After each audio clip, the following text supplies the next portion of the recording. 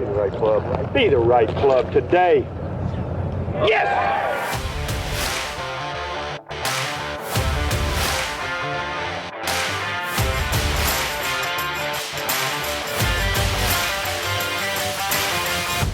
Hello, everybody. Welcome to another Be the Right Club Today podcast. Super excited about our next guest. He won 20 times on the PGA Tour, including 3 U.S. Opens. He won 45 times on the Champions Tour. Mr. Hale Irwin. Hale, welcome to the podcast. Well, thank you, Chase. Good to be with you and Hal. And I've heard an awful lot about you guys, and now I get to be part of it. Well, Hale, I never will forget the first time I met you. I don't know if you remember the first time we met, but I was paired with you and Jack Nicklaus in the 1981 U.S. Open at Marion. Do you remember that? I remember. Boy, did I start bad. And, you know, I was out of my league in terms of whether I felt good about fitting in. And I never will forget this. You know, I tripled the first hole, and I'm about 4 over after 4. And we get to the 5th hole, and I got about a 4 or 5 footer downhill for par. And we'll discuss this in a minute, but Jack putted out in front of us, and you straddled my ball and stopped everybody. Do you remember that at all? No, I don't remember that. No. You don't remember that? Well, that really mortified me, actually, because I was prepared to hit this putt with everybody moving, and I had a built-in excuse, and you made everybody stop to watch me miss the putt. But anyway, I have a question about that. You'd already won U.S. Open at that point, and big name. And of course, we were all trying to figure out a way to beat Jack Nicklaus along the way. And you hit it 5 feet. He hit it 25 feet. The crowd would go nuts when he hit it, and they didn't seem to appreciate your shot or my shot nearly as much. How do you cope with that as a good player? I'm curious. I want to know, because I could tell that bothered you a little bit. Well, I don't know. I guess part of that equation, I think, is the maturation process that we all have to go through, Hal, depending on where you come from. Now, my college background was football. No one had ever heard of me as a golfer. I won the NCAA my senior year, but that really didn't put me on a map. That just gave me the confidence that, hey, at least I could play with my peer group and perhaps go out and be a pro. But I think like you, I don't start something that I don't feel like I'm going to be successful. I didn't just start to be a pro thinking, God, I hope I make it. No, I wanted to be successful, and I was dedicated to that. But I knew that I didn't have blonde hair. I wasn't Johnny Miller. I wasn't Jack Nicklaus. I didn't have that, whatever it takes. I had dark hair. I wore glasses. My moniker, if you wish, is former football player. And so I knew getting out there, it wasn't going to be, the crowds weren't going to be behind me. I wasn't Arnold Palmer. I didn't have that something that was easy to write about. So the writers and the people had to go do some research, which they weren't going to do. Now, regardless of how well I played, maybe I'd be recognized as a good player, maybe not. But it was in my mind. I was the guy that I wanted to please. And if I pleased the other people, that was great. But I knew that Jack Nicklaus, I knew that Arnold Palmer, I knew those people were far more famous, and at least to that point, were far greater players than I. So it was a maturation process. And I think sometimes the attitude that we hold within ourselves about ourselves, what we expect of ourselves, overrides anything else. Now, whether I hit it 5 feet and Jack hit it 25 feet, it didn't bother me. Maybe it appeared that way because, I figured, I hit it 5 feet. That's a good shot. That's a really good shot. And I always respected everybody with whom I played. I tried to learn from everybody. It didn't matter who they were. It didn't matter if they started off with a triple bogey. It really didn't matter to me. You have to learn. And I think for me, learning my place in the game, what I could do to help promote the game of golf was the most important part. Well, I know this. I was watching every move that you and Jack Nicklaus made that 36 holes that I was out with y'all, because I was also trying to learn. Mm-hmm. And you said something that was very critical that I'm going to go ahead and rehash a little bit. You said you wanted to be successful. You didn't want to just participate at the professional level. No. You wanted to be successful. And I guess we all deem success at different levels, you know, where we can be satisfied with it. But like you, I wanted to be as good as I could possibly be. And I think the people that are actually winners out there, they go out there to be a winner. They don't go out there to participate. Would you agree with that? Oh, absolutely. I think the true champions of any industry, any sport, any industry, they're the ones that want to be the best. They want to be as good as they can be. Now, they may not be as good as the next person, but they want to be as good as they can be, realize their potential. You have to understand what your potential is first. You have to have those. Now, this is my lofty goals sermon. I don't mean to sound that way, but I think you have to have attainable goals, lofty goals, but attainable. It's a little bit like when you go on the merry-go-round and you reach for the brass ring. You know, it has to be reachable, but it also has to be difficult to get. And I think anytime you play the game of golf, that may be the ultimate brass ring, because it's never a perfect round of golf. You may get the first prize, but could you have played better? Well, absolutely. Is there not a round of golf or a shot that you hit that could be better? Absolutely. But you have to understand that there's so many things that go into success that you can't be deterred by the lack of it.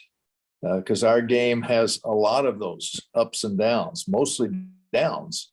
But I think that's why I say to this day, I continue to learn how to be a better player, ultimately, hopefully be a better person, a better father, better grandfather. Those are the things you have to learn. And that's what's made the game of golf so appealing to me is, and you know this as well as I, the people we've been able to be around, the cultures we've been able to touch, the things that have been provided to us are immeasurable. And if you don't take advantage of those, then you're really not doing yourself a very good favor. Totally agree. How you mentioned football. How do you think that played a role in your success as a golfer? And do you think that kids today, you know, there's a bunch of there's a bunch of people that say you've got to be a multi-sport athlete to be great, and then now we're starting to see some research that, you know, other cultures, other countries are specializing early and having a lot of success. Where do you fall on that stuff? Well, I understand both sides of the equation. I grew up as a young boy doing everything that was available. A little town in which I grew up in southeast Kansas, Baxter Springs, we had a little 9-hole sand green muni golf course. We really didn't have a pro. It's just my dad would take me out and I'd just hit a few golf balls around. Baseball was the big sport. Mecky Mantle was from that area. I'd play pickup football with some of the older guys. I might even go shoot some baskets, just whatever was available. So when I got out to Colorado, things got a little more sophisticated. But in high school, I played football. In high school, I played basketball, and I played golf in the spring. And then when I went to college, the football scholarship was a way to get me through school. I'm not saying my parents were paupers, but they didn't have a lot of money. So this was a way that I really call it working my way through school. And I enjoyed it. I made some great friendships, great teammates. Fortunately, I escaped a serious injury bugaboo. But golf was always the common denominator. But what I did learn from football is I was undersized. I didn't have great speed, but I learned that if I did my job, I concentrated on what my assignment was. Excuse me, and I did it to the best of my ability, then that's all I could do. And that carried over to my golf. If I tried the best on every shot, and at the end of the day, if I look back and said that shot I really sloughed off, then I should really be upset with myself. But I tried to carry that through everything. And there are probably times where I pushed myself too hard. Perhaps I didn't accept that there are things out there that may be beyond my control or beyond my reach right now. but that wasn't part of me. It was always keep going. And now here I am at this advanced old age of 76. I look back and say, well, that's okay, because there are some people that don't push themselves to their full potential, and they don't realize what they can give to others. It's because they're cheating themselves, and therefore they're going to cheat their family and friends by not giving everything they have. So to me, football gave me the discipline to carry on with what I was doing. It was a big task, but then again, is there a bigger task than going out on your own and playing against the Jack Nicklaus's, Arnold Palmer's, and the Hal Suttons of the world? I mean, come on, really, it's quite an undertaking. You better have some confidence in what you're doing to do that. Would you suggest to your grandson, who I know you're pretty, the few times we played on the Champions Tour, I noticed your grandson was around quite a bit. Would you suggest to him to play a team sport through high school and then go to golf from there if he so chose? I would suggest to any young person, young boy, young girl, to do what they want to do, and let the parents encourage them to do multiple sports. I get this focused on one sport, but I do think by the time, if you're 5 years old, let's say, and you're focusing only on swimming or soccer or baseball or golf, whatever it is, by the time you get to be 20 years old, 25 years old, you may be really good, but you may be bored out of your mind. And what's going to become of you if you get your fingers stuck in a car door? What have you got? You haven't got anything else to fall back on. If that's all you've ever done, you didn't really study in school like you should have, perhaps there's something else in life than just that. And I think maybe, and it's just a guess of mine, that what we're seeing around the world as far as golf goes, the push, the international push, certainly from some of the Asians that are concentrating on these kids playing golf and golf only, they're quite good. And maybe that's a money-making proposition. But when your skill levels drop or your interest drops, what's left of you as an individual? What's left of you as a human being? If you haven't expanded those horizons, then it's a pretty empty shell. I would agree with that. I played all sports all up until I was 16 years old. And I never was really on a great team. I was on mediocre teams. And, it really made me appreciate me playing an individual sport and depending totally on me. Because sometimes I felt like I did my job really well playing team sports, and we still lost. Mm-hmm. And, it made me appreciate being an individual golfer. So, yeah, anyway. Well, I get that completely. I understand that, but I think that's part of the maturation process. Is when you go out there and you do your best, regardless of what that score says, you did your best, whether it be on a team or not. That's all you can do. And when you understand that you've given it everything, then I think you can sleep well at night. Now, did you want to win? Of course you did. But some of the things I think we all have learned, we've learned at least as much from our losses as we have our victories. And that's kind of the way I've looked at it. I look at my performance or a bad shot or how the day went. I look at what didn't go well at first, but I always try to see what went well as my last thought. So I'm always trying to push that thing forward, trying to push it in a positive direction. And if you get hung up in, well, I didn't do this, I didn't do that, in the negativity of things, then it's hard to get positive. But if you continually try and push it to the positive, you'd be surprised what you can do. Hale, you mentioned that you grew up on, you said Sand Green's little Muni golf course. There's been a lot of research about tour players growing up on easier golf courses than most people think. Did you learn how to score at a young age? Did you learn how to, was it a pretty easy golf course where you learned how to make a lot of birdies early on? I didn't know what a birdie was, honestly. A birdie was something that flew in the air.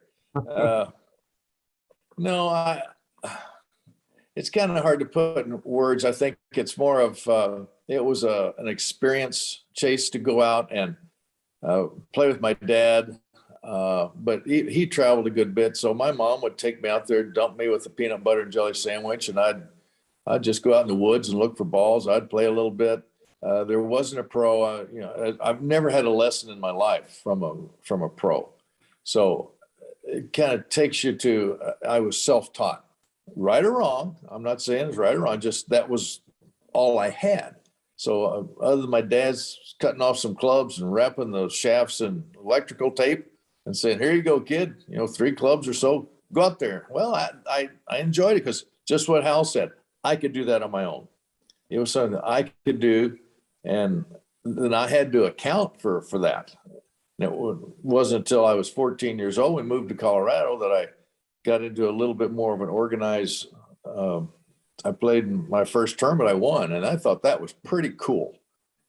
Playing competitive golf and having to keep a score, that was really, really something special. And I think that, as much as anything, it triggered my fascination with the game of golf over these last 62 years. So I'm not going to beat this thing to a pulp, but I think it's important for everybody at their younger age to understand to do a lot of things. And that includes school. It includes education. It's not just sport. It's challenging yourself in all endeavors, and you will find your way through life. And it's complicated out there now. These kids are facing some very, very difficult situations. And are they properly prepared for it? Well, I think the more multidimensional you are, the better prepared you are. I would agree with that. So here's a little bit of we're going to branch away from golf here for a second. I'm curious what you think about Norma's new venture with the Saudis here for another tour. I mean, the reason why I'm asking you this question, and I think it's an appropriate question right now. You spent your life building the PGA Tour, and the tour was good to us. People know who Hale Irwin is and Hal Sutton because of the tour. So share your feelings about this. Well, I think we can harken back quite a few years ago, and Greg kind of tried to do the same thing. Quite a few of us sat in a room out in Sherwood, California. Arnie was there, Jack was there, the 2 big voices in the room. And Greg laid it out to have this other tour, and few, if anybody in that room, wanted it, support it. In fact, no one did. Right. And I think Greg perhaps thought that he was going to carry the day, but he didn't. And I think he or they, whomever was behind it, underestimated the way you and I feel about our home, what made us successful, what helped us succeed. And I feel a little bit like that today, that you've got a lot of money being thrown out there. But is that the way to go? Can you ever replace what someone has given you the opportunity to achieve? Can you go to this new tour? And as inevitable as it may seem, you're still biting the hand that fed you. And I'm not in favor of that. I like to think that I will be supportive of those that supported me, and the PGA Tour and the USGA and the people that were behind the game of golf for all these years. They are the ones that helped me achieve the success I've had. Now, you can make the argument, well, it's only going to be a couple of years. Well, I'm not sure of that. It may only be a couple of months. It may have great traction, but it doesn't seem to be the right thing. But ultimately, perhaps it will be a world tour.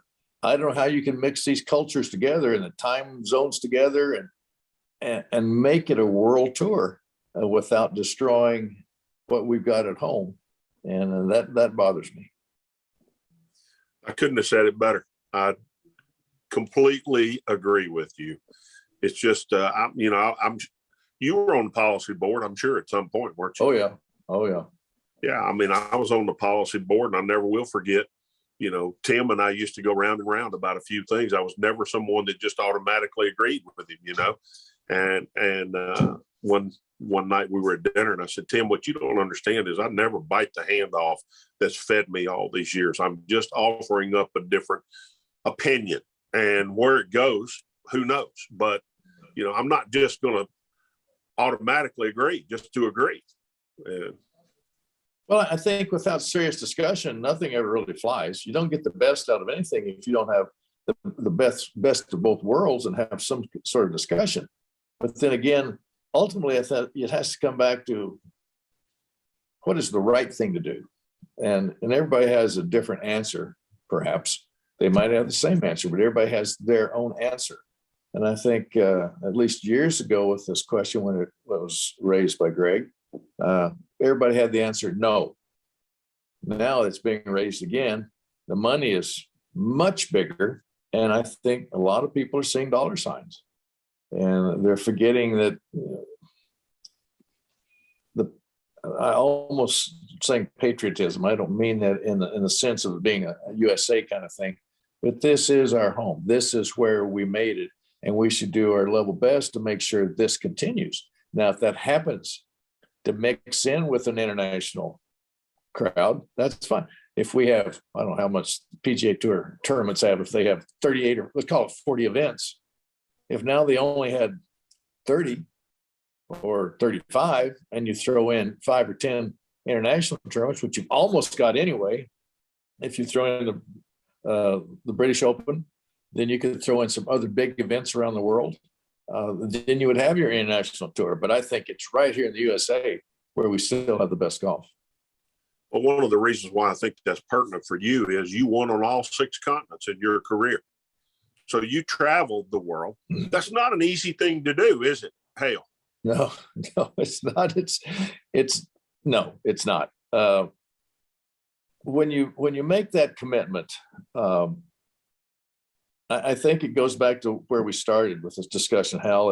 It's you want to be the best you can be. And I don't know if I could be the best if I didn't try against other players in their country, instead of them coming to my country where there might be a language problem, might be a culture problem, there might be a time zone issue.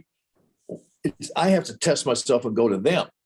I have to go see what it's like. And plus there's a curiosity of when I say, what is Africa like? What is Asia like? What's South America like? What's Australia like? If you don't go see those things, and I think, and you have the opportunity to do it, I think you're shorting yourself some interesting experiences. So I'm curious, because I think you guys both of you offer very unique perspectives on all this stuff. If you're the PGA Tour, what do you do? Like, what's the next step? I mean, you hear what Bryson was reportedly offered to go over there and play. You hear Phil coming out and saying that, he says the PGA Tour is greedy. Like, what's the next step? What would you guys recommend the PGA Tour does?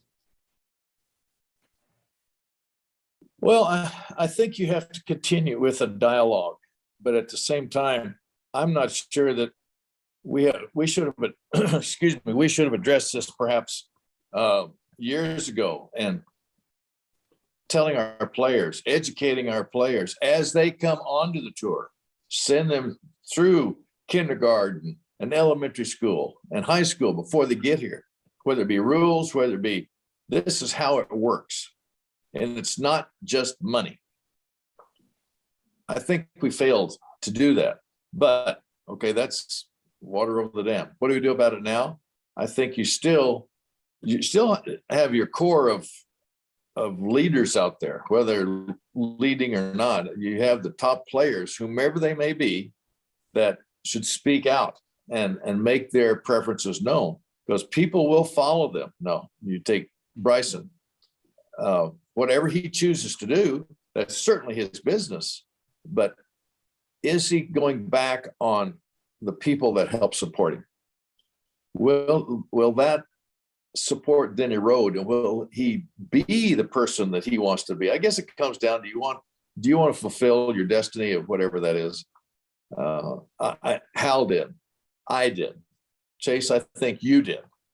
I think the people that are out there that are looking at this and having questions about it are raising the issue of, well, are we completed here? Is the USA done with golf? Are we farming it out? Are we supportive of that? No, but I think the players that are going out to do this might not fully realize the impact they're having. And that's why I think those handful of players or leaders, whomever they can either self-identify or be identified, need to speak up and take a stand and say, this is the way we feel. And if we're going off to Saudi Arabia, okay, that's what they want to do, then that's probably a big chunk of the U.S. Tour is gone. If they're going to say, we're staying here, that doesn't mean we might not go out for the occasional tournament somewhere, whether it be in China or Asia, Australia, it doesn't matter. Go to the Middle East, fine. But stay home and be supportive in the majority of your tournaments and keep those tournaments alive and well. So anyway, I don't know if that works or not. That's my opinion. Wow. do you think this is a loaded question that I'm about to ask. Do you think From you, Hal, I'd never think that. So do you think Norman is trying to do this because he wants to better golf for the world, or do you think he's doing this for personal reasons? And I'm going to give you my answer before you say yours. I always felt like Greg had his own personal reasons for doing it. He didn't get, he didn't have the best relationship with Tim Fincham, and they were constantly against each other.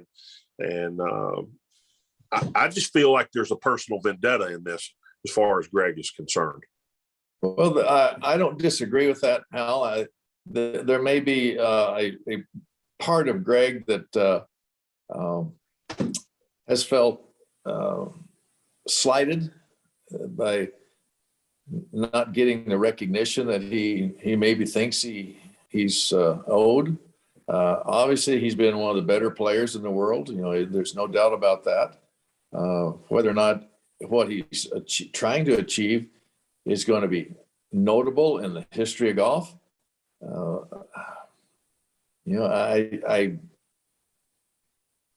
I've struggled to try and. I'd like to hear Greg in a room after a couple of beers. That's what I'd like to hear. Is instead of what we're reading in the newspaper and hearing, I'd like to hear what he's really saying.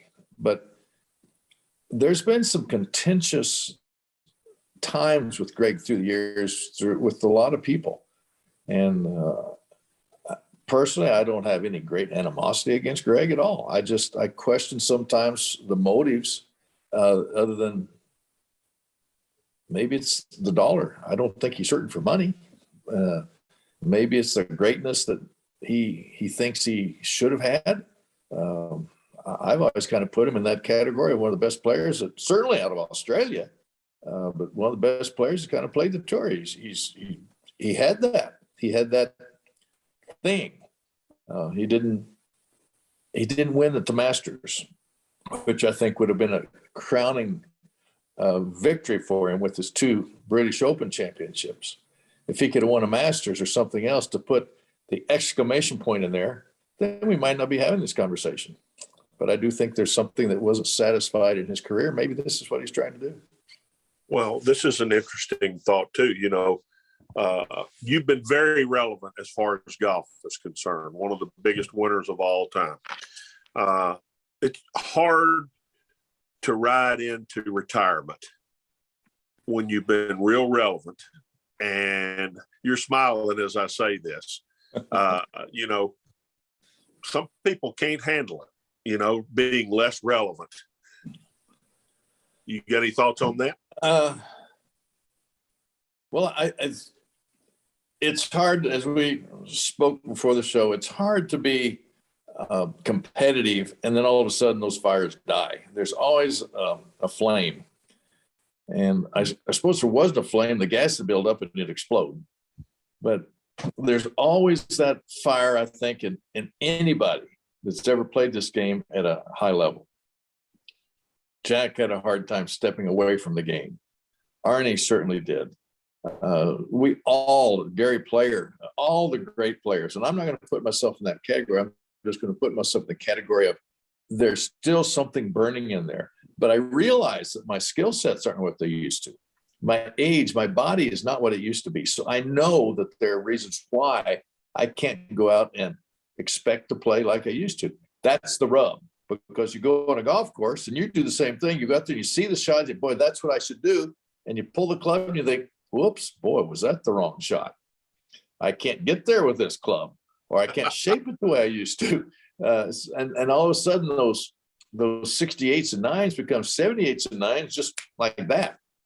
And that's not acceptable at a competitor. Now, if you have the ability to turn that switch and just say, I'm going to go out and have fun.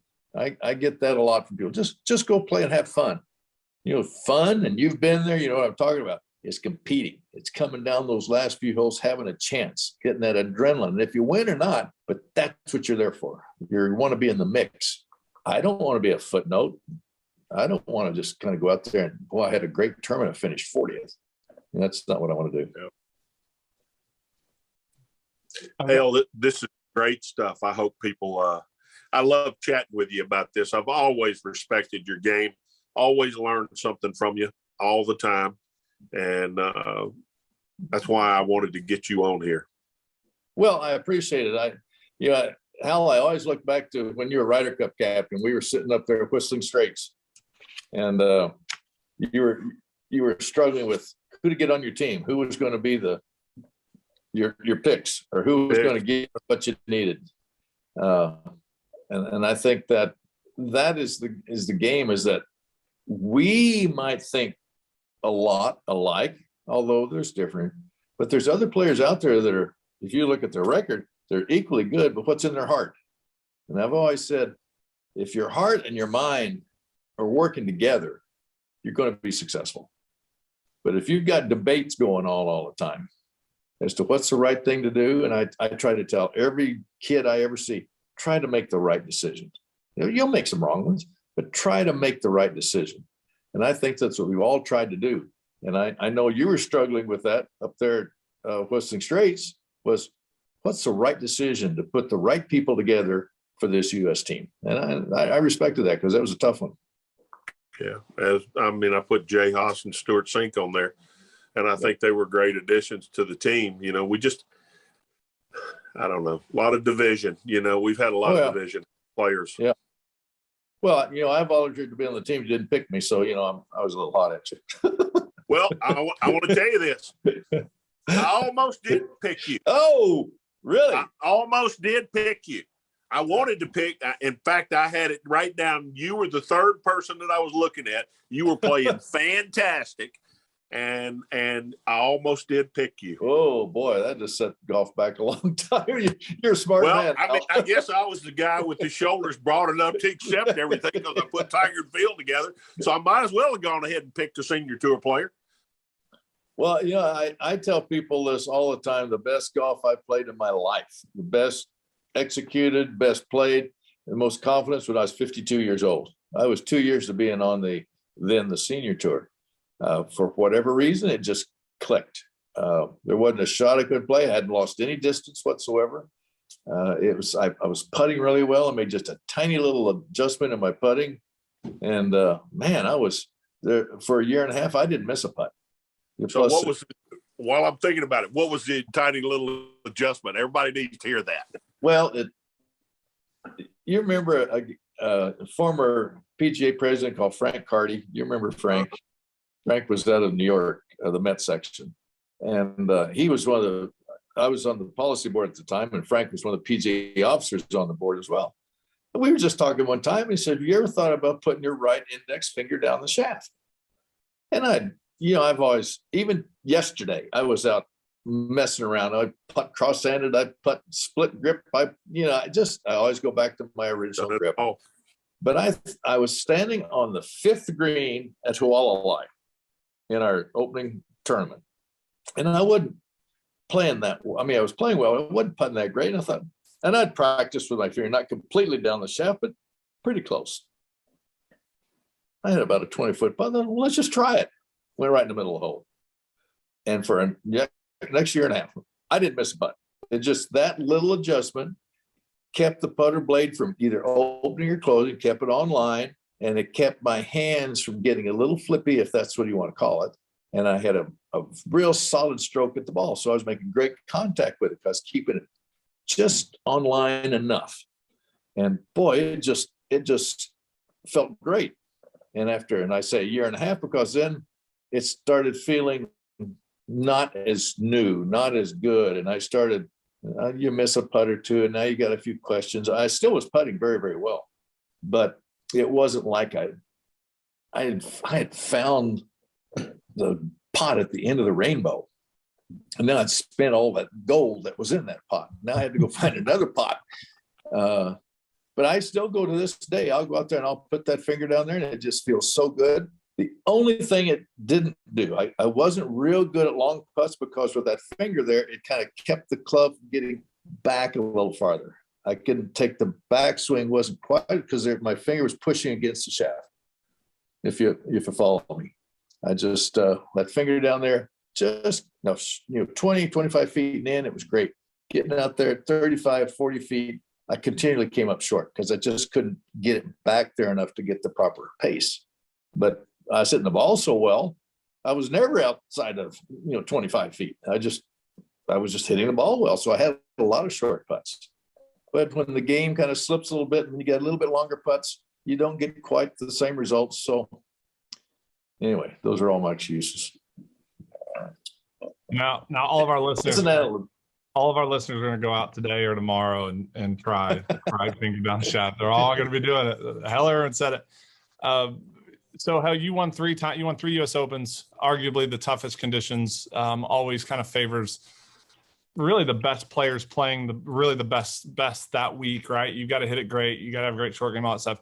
One of the questions I always ask Hal was, why didn't he think he had more success at Augusta, or where he didn't win, majors at? What's your reasoning for winning 3 U.S. Opens, but maybe not winning at the British or the PGA or the Masters?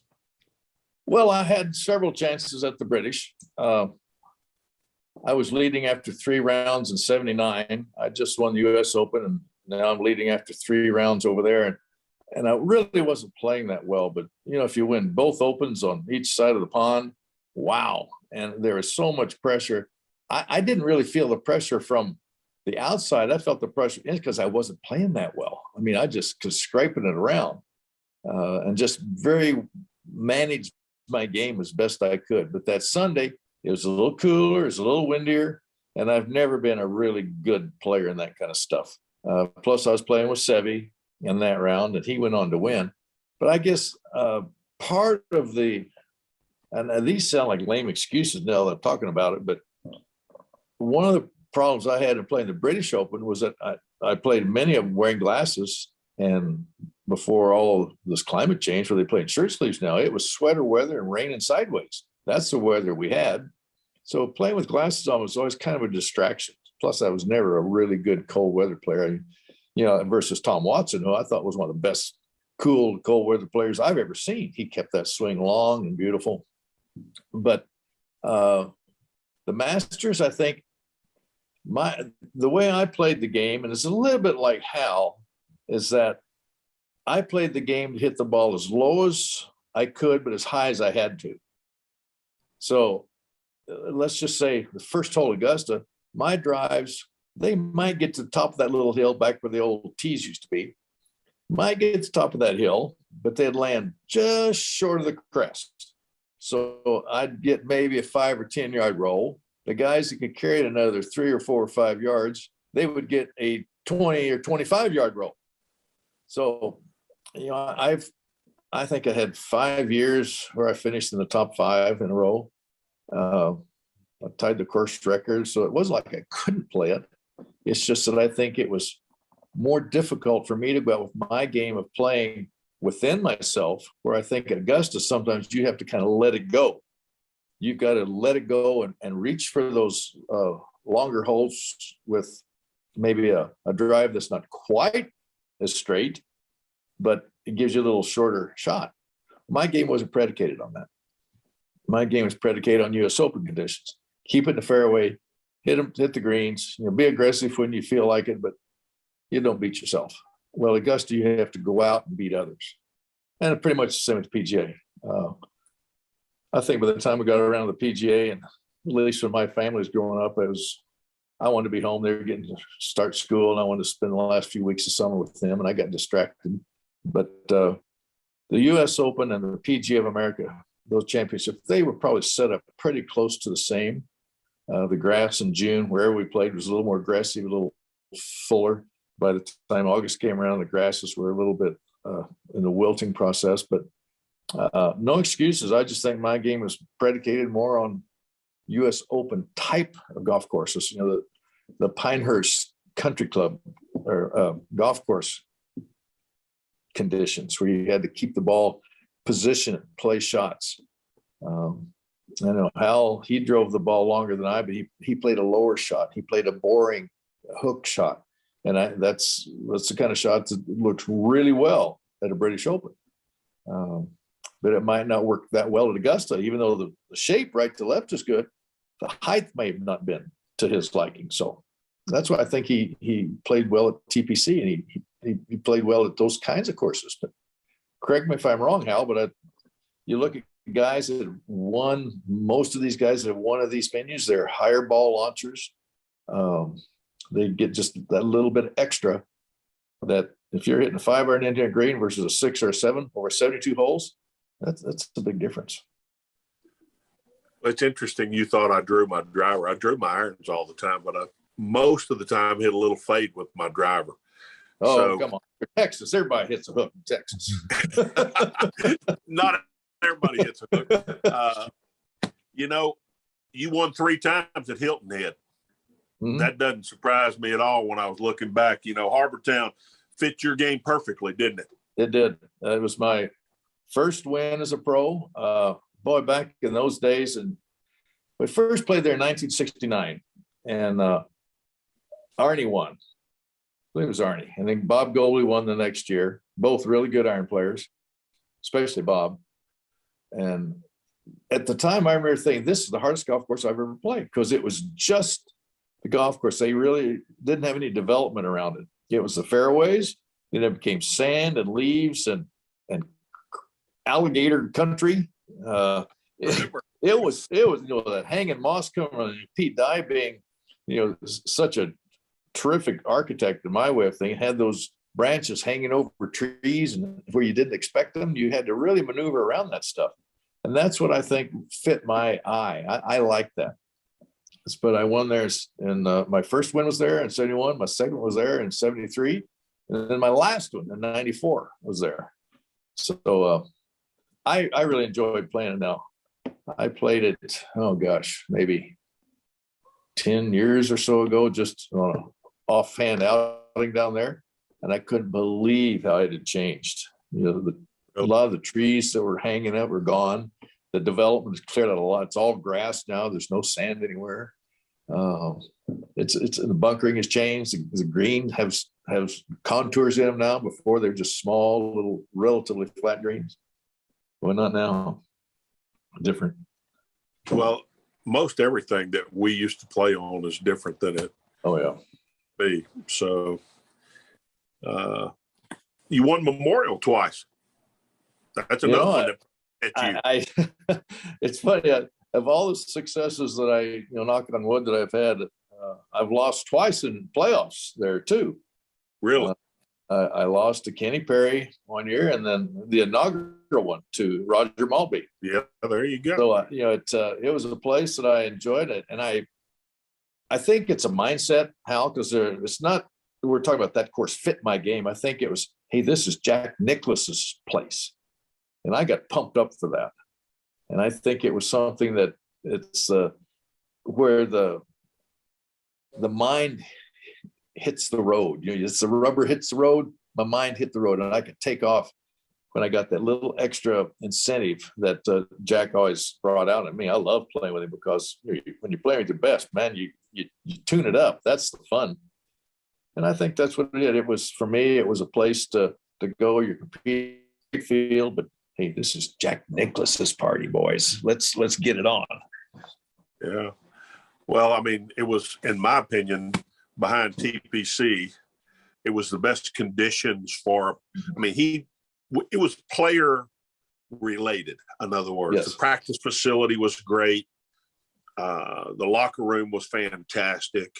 You know, they just took care of us. Jack wanted everybody taken care of very well. And so we all went there with a good attitude. When we got there, we might have left with a bad one, but we had a good attitude getting there. Well, you know, the weather was always critical there because that time of year, it can get cool. It can get wet. And I remember the year that we played, I think it's the last round when Tom Watson won.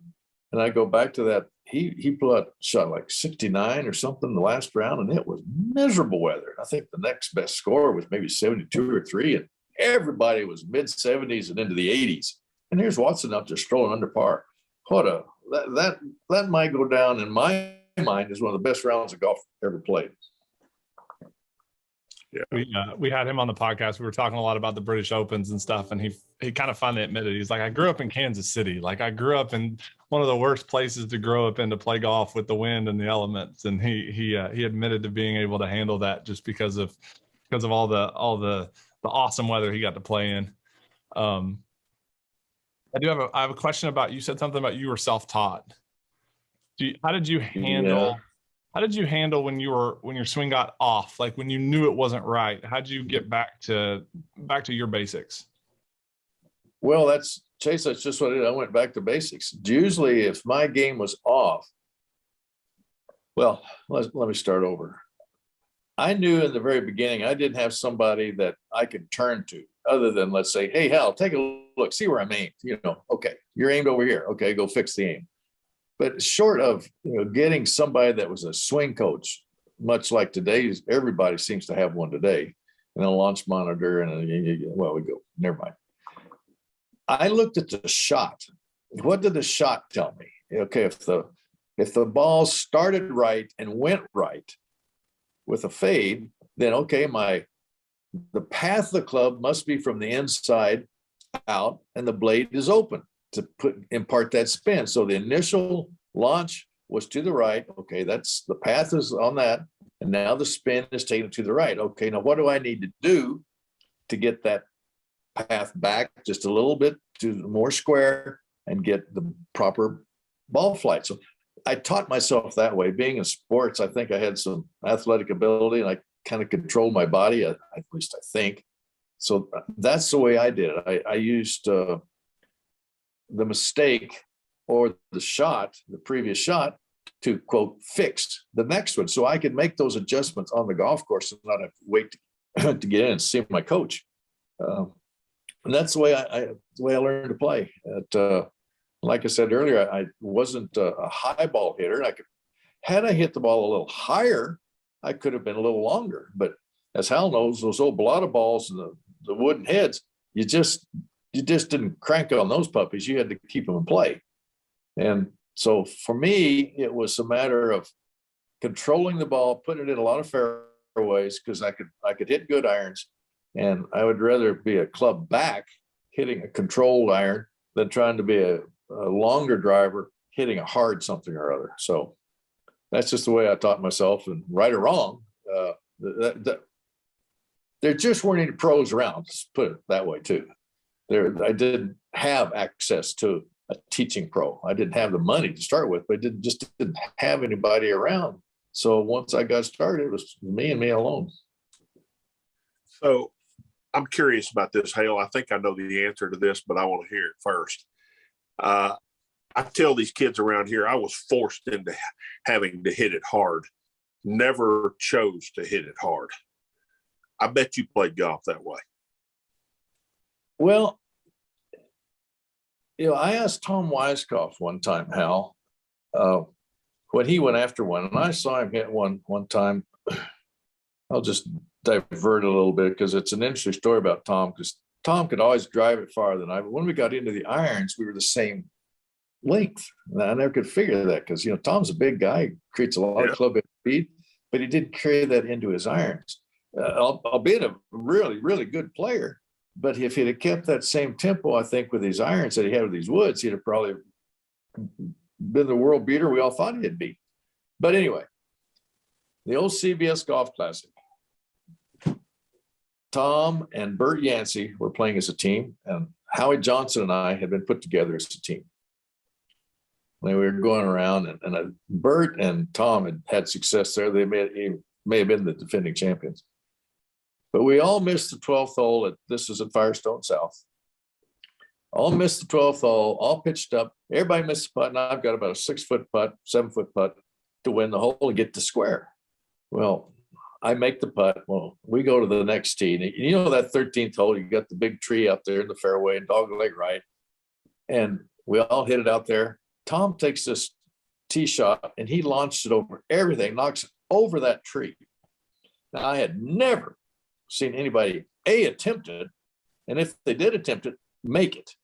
He's up there where they drive it now. He's up there with a pitch to the green. And so afterwards, I asked Tom, I said, Tom, how do you do that? He says, well, I just try to take it back a little longer, a little slower, and get it set a little farther back, and then I let it go. Now, he's got the taller frame and the longer swing to do that. But I had quite thought of it that way. I just tried to hit it harder. But in his, he tried to go slower at the top and then come down. So throughout my career, I thought, okay, if I needed just a little bit more, it didn't matter if it was a wedge or a driver, that's what I thought about it. Wasn't my go-to shot, but if I had to, that's what I did. And that's one of the tips that you pick up, you learn from somebody. And his game and my game were radically different, but you learn little tips like that. So to take that to your question, I never really hit the ball hard simply because it just was not the way I learned. I didn't know how to as a kid. It just wasn't there. I didn't have the need to do that. So I learned to be more of a control player. And remember Jerry Hurd. Jerry Hurd was a big guy, big broad shoulders. Nick Faldo, big guy. They didn't really hit it hard. They kept the ball in control. And you look at those two guys and wow, they should have been some of the longest players on the tour, but they were control players, and especially Nick. And he's a big man, but not that he couldn't hit it. He could, but he chose not to. I chose efficiency over length, and I think that's what you're saying you did as well. I got less efficient. The harder I swung, the less efficient I got. Now, we played with wooden clubs. We played with clubs that weren't as forgiving as they play with today. The kids growing up today, these clubs are forgiving.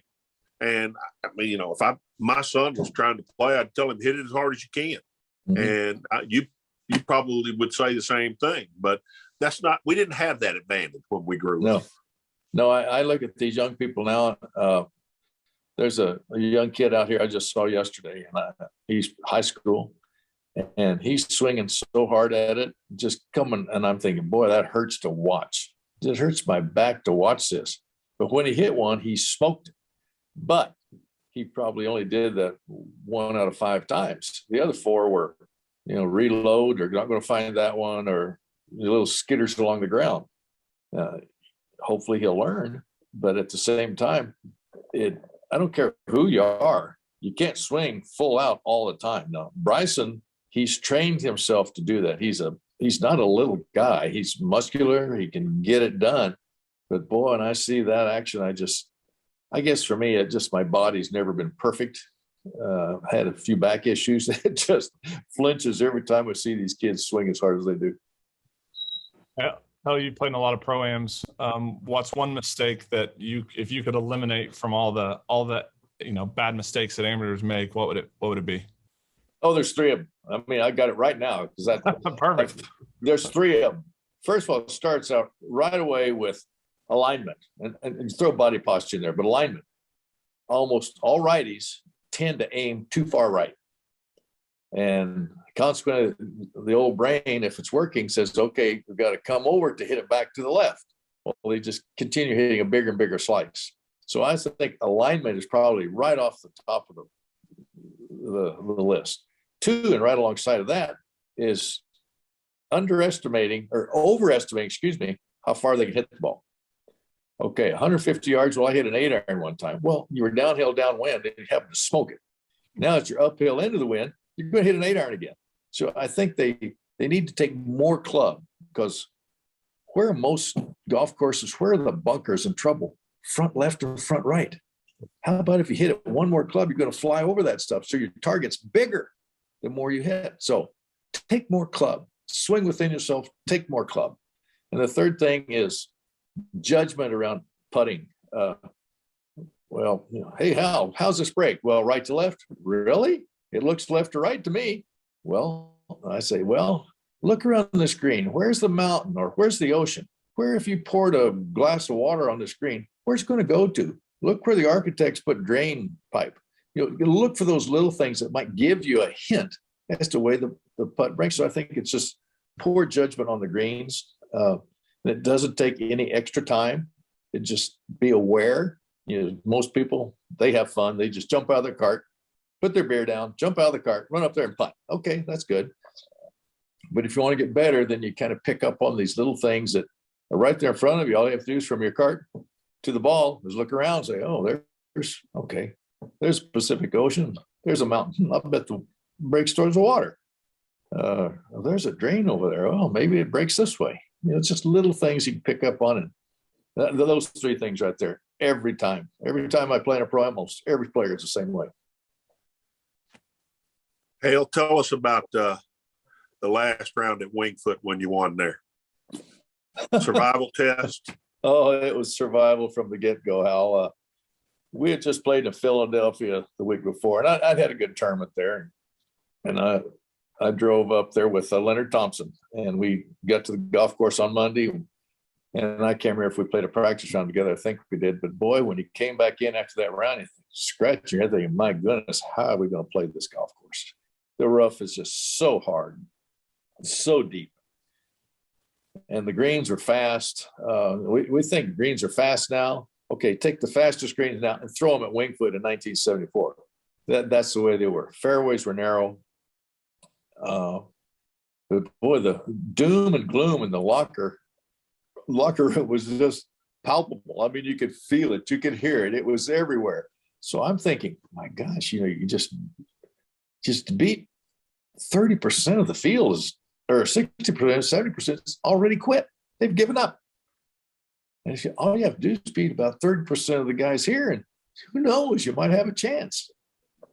So that was my slogan all day. Just keep it under the hole, put it in the fairway, keep it under the, I don't care where the flag is. I'll take a 30-foot uphill putt every time over a 10-foot downhill putt. Because word got out on the very first hole where Nicklaus putted it off the first green, made himself, I think, a 6 on the very first hole.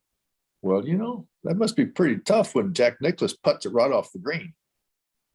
So I think that's the way the whole course played throughout the week. It was just get your par and feel really good about it. A par was like a birdie because you're going to make bogeys. Just don't make those other things because you're not going to make birdies to make up for them. You just can't offset 2 bogeys during the day with 5 birdies. That's not going to happen.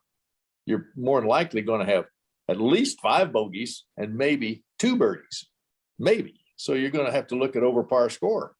And I think that was so hard for a lot of people to rationalize, and maybe their egos were bruised. I don't know, but it was tough. It was, I've never been so exhausted after a tournament than with just the pressure of the Open, but just the golf course itself just wore us out.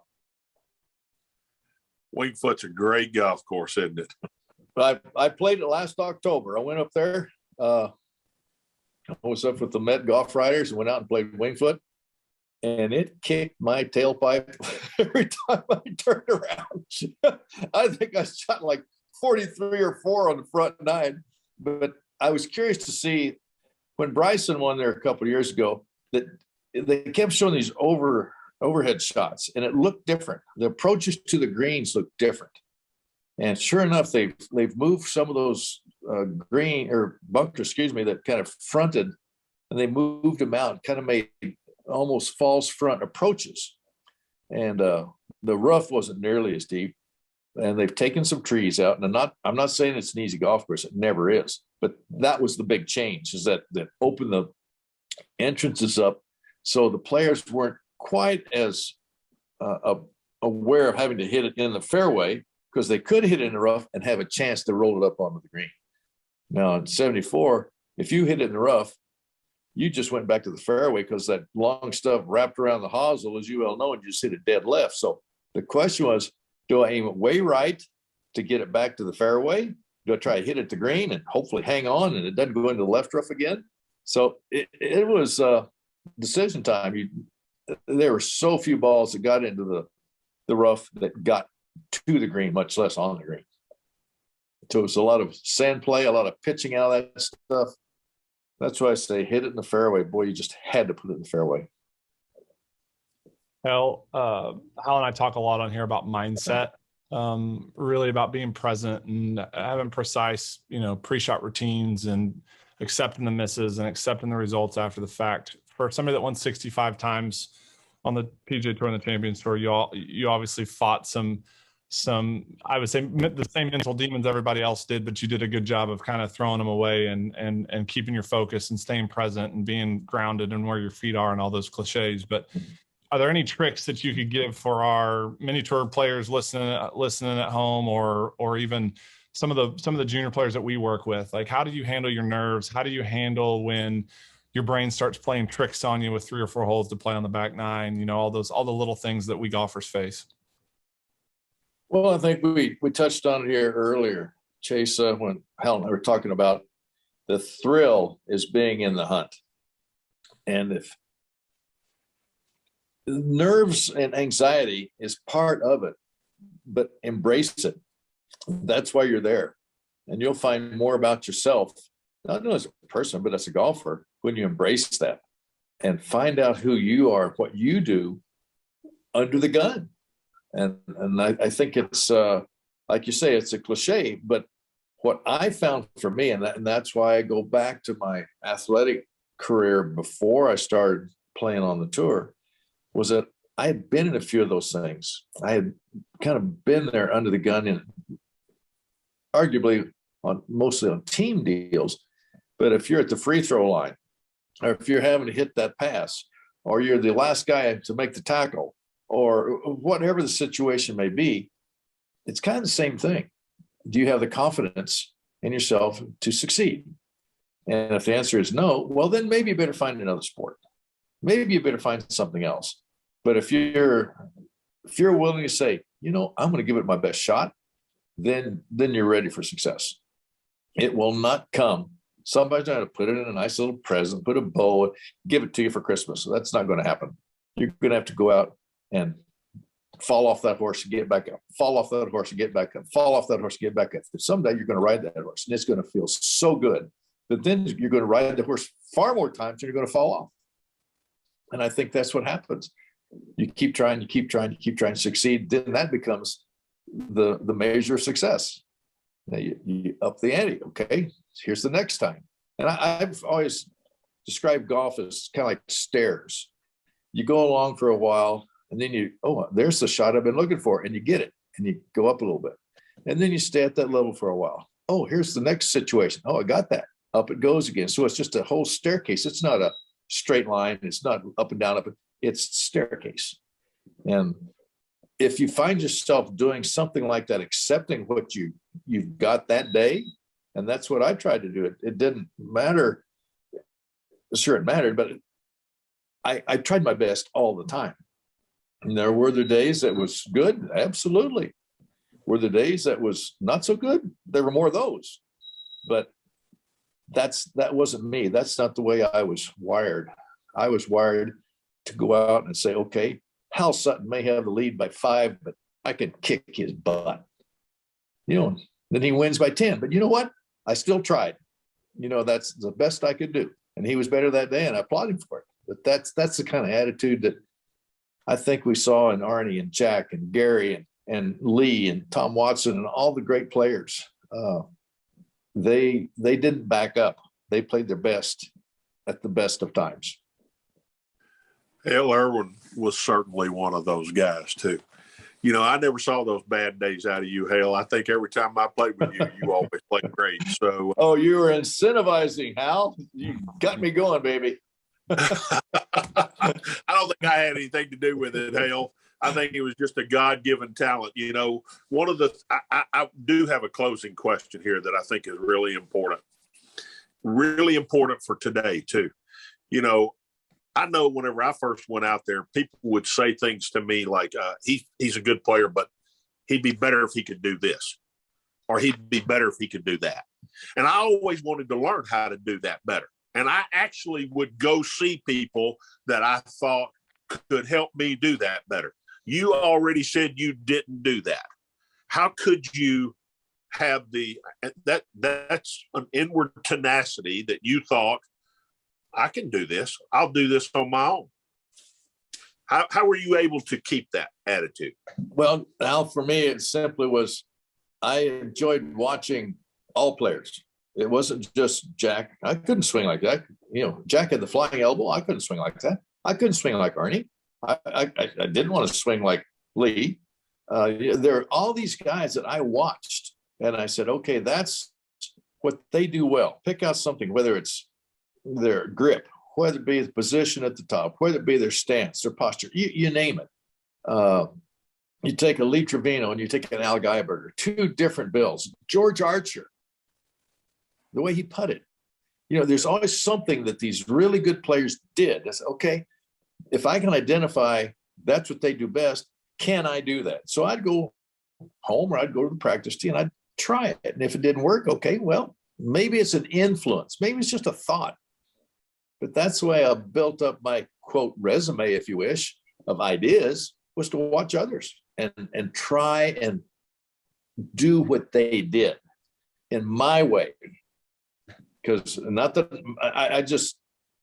I didn't have all the answers, but the answers were out there.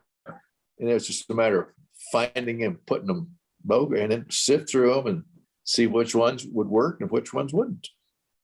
Well, I applaud you. You know, so many people always want to cast judgment on players and tell you what you're missing. You know, most people want to tear you down instead of make you look better, you know, and I'm sure you suffered from some of that where someone would say, well, Hale Irwin's a really good player, but if he could do this, if he could hit it higher, he'd hit it longer, and he'd win more golf tournaments, you know? Yeah, but, you know, then I'd go back and say, you know, I can't hit it higher. That's as high as I can hit it.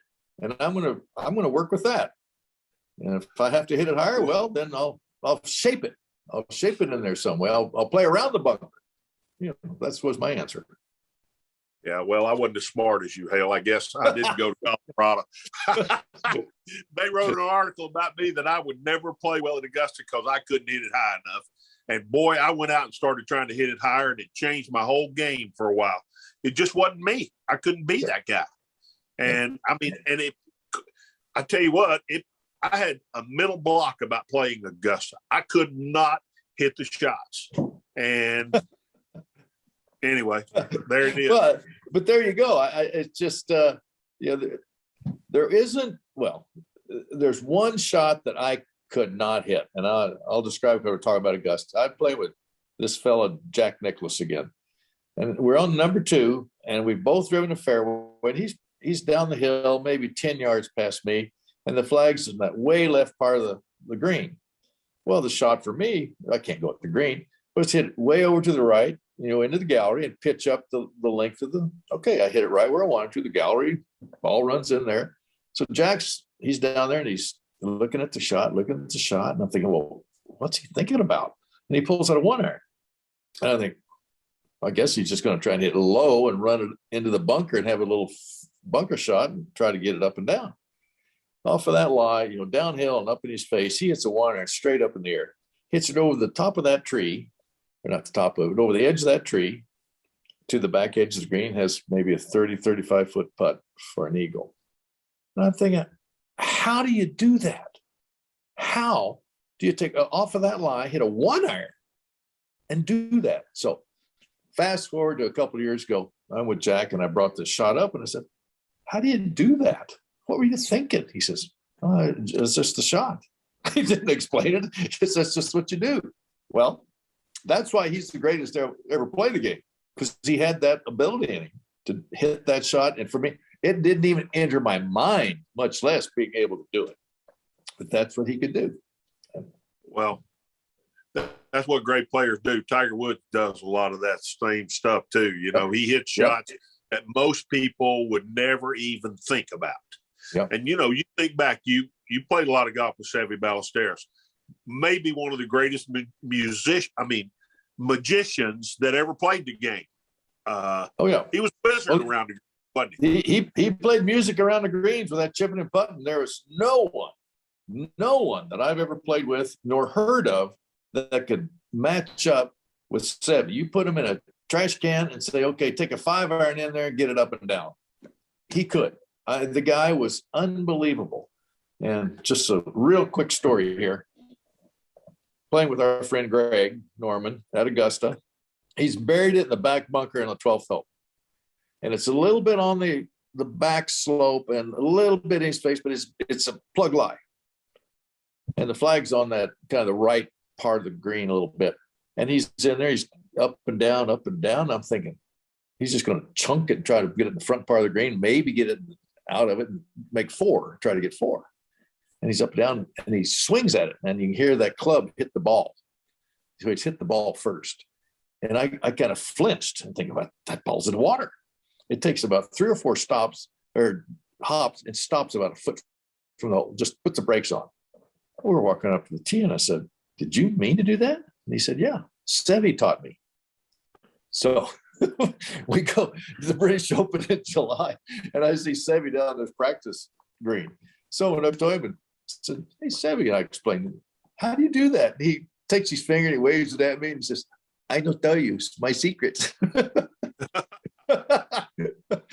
But there is a shot that I'm trying to think, okay, how did he hit it? How did he, from a buried lie, where did he hit the ball? You got to put it right on the inside the explosion, the sand. You got to be on the ball with a hard swing to get the spin. How would you ever hit that with the water on the other side?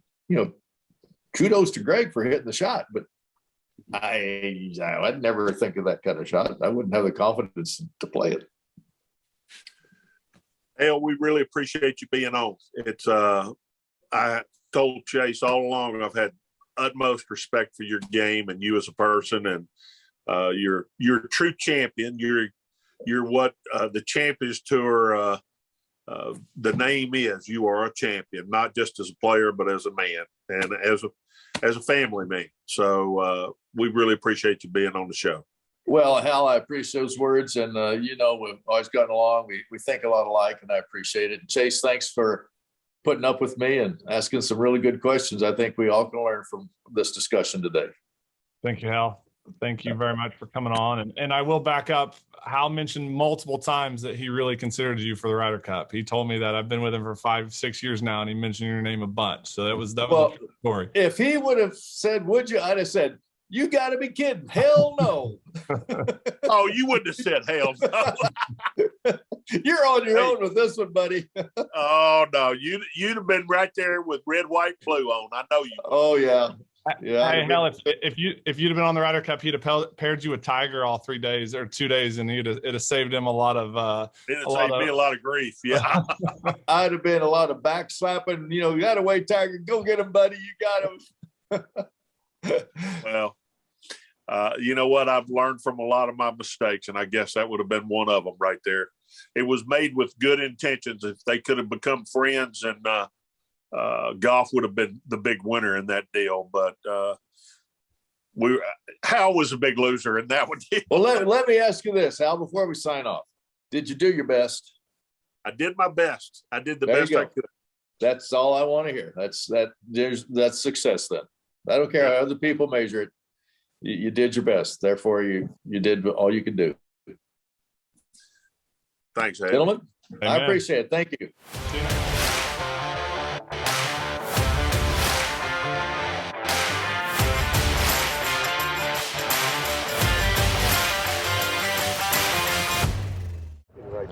Be the right club today. Yes!